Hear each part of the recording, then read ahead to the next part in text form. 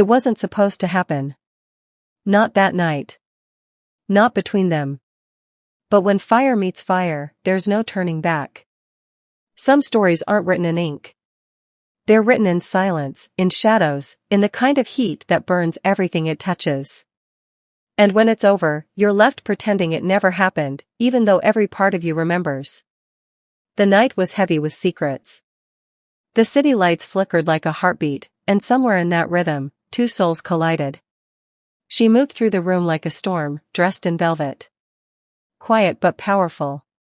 Every glance commanding attention. He wasn't supposed to notice. He had promised himself he wouldn't. But the moment her eyes found his, everything else disappeared. There was no music loud enough to drown the pull between them. Every breath felt like a question waiting to be answered. The air was thick, not with smoke or perfume, but with something unspoken, something dangerous. He told himself it was just another night, another face, another fleeting moment. But deep down, he knew this was different. The way she smiled wasn't soft.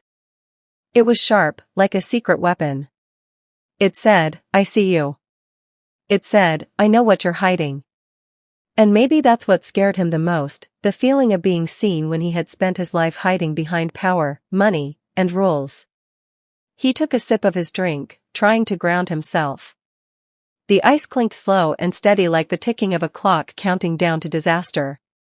Around them, laughter echoed, music pulsed, but it all faded into a blur. Time seemed to slow down as if the world itself was holding its breath. There was a crown on the table, golden, untouched, a reminder of everything that stood between them. It wasn't just a symbol of power. It was a warning. But warnings are useless when temptation feels this real. She leaned closer, close enough for him to feel the warmth of her breath. No words, no promises, just silence. And in that silence, something began. Something small, fragile, and forbidden. He could smell the faint trace of her perfume, sweet yet sharp, like a flame dressed in silk.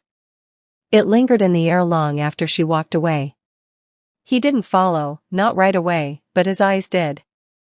They followed her through the crowd, past the lights, through the haze of smoke curling up from expensive cigars. It wasn't attraction anymore. It was gravity. And there's no fighting gravity, not when it's pulling you straight into the fire. That night, something shifted. It wasn't love. It wasn't even lust. It was something in between. The dangerous kind of want that feels like fate wearing a disguise. Every step she took drew him closer to the edge.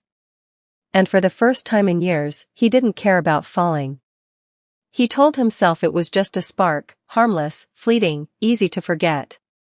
But sparks have a way of becoming flames, and flames have a way of consuming everything.